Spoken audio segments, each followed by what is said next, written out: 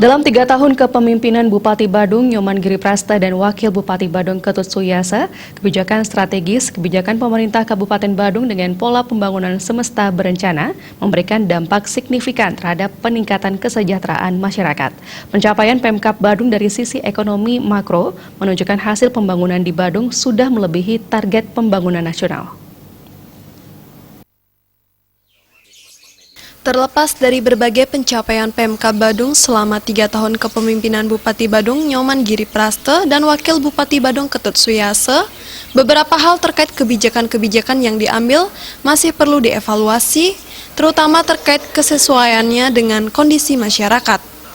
Dalam 3 tahun terakhir, dampak signifikan diperoleh dari kebijakan strategis pemerintah Kabupaten Badung dengan pola pembangunan semesta berencana dengan 5 program prioritas, yakni tingkat kesejahteraan masyarakat di Badung dinilai meningkat secara signifikan. Dilihat dari pencapaian sisi ekonomi makro, hasil pembangunan di Badung sudah melebihi target pembangunan nasional. Pertumbuhan ekonomi di Kabupaten Badung saat ini berada pada angka 6,11%. Pertumbuhan ekonomi Badung selama pemerintahan Giriase ini dipasang pada interval 6 sampai 6,5. Hal ini berarti di angka 6,11 tersebut sudah mampu mencapai target dari sisi pertumbuhan ekonomi. Dari segi ekonomi makro sudah peningkatan, dapat saya katakan bahwa dari segi pertumbuhan ekonomi kita di Badung ini sekarang ini ada di 6,11.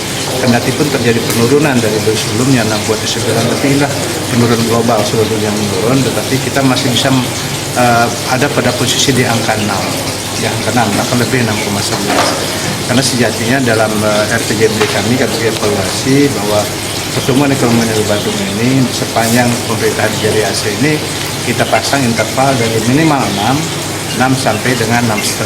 Artinya dengan 6,11 ini kami sudah masih mampu mencapai target kami dari sisi pertumbuhan ekonomi itu sesuai dengan visi misi kami. Hal-hal yang disampaikan sebelumnya merupakan parameter dan indikator dari segi ekonomi makro. Kondisi masyarakat Badung dari segi perpajakan dalam jangka waktu 3 tahun juga disoroti. Aspek-aspek lain dalam hal ini tak lupa dikaji. Tingkat kebahagiaan masyarakat Badung juga berada dalam posisi yang baik. Tingkat toleransi juga diukur. Apabila toleransi tidak terbangun dengan baik, tingkat kenyamanan dan kebahagiaan masyarakat tidak bisa tercapai. Kebijakan selama 3 tahun kepemimpinan Bupati Badung Giriprasta dan Wakil Bupati Badung Ketut Suyasa masih relevan dengan kondisi dan kebutuhan masyarakat. Kita akan sulit untuk masuk kepada ranah peningkatan SDM ketika kebutuhan dasar masyarakat tidak bisa dipenuhi. Maka target kita dalam awal-awal ini, ya kita dengan sekarang 3 tahun ini, bagaimana kebutuhan dasar itu bisa kita penuhi. Ketika itulah baru masyarakat akan bisa kita ajak untuk meningkatkan pemberdayaan sumber daya manusianya.